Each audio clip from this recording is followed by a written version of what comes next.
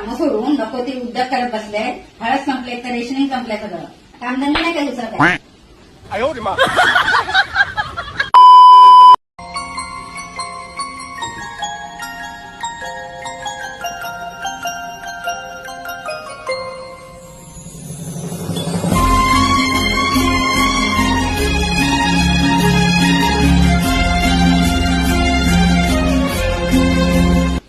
घरातली कामं सोडून नको ती उद्योग करत बसले.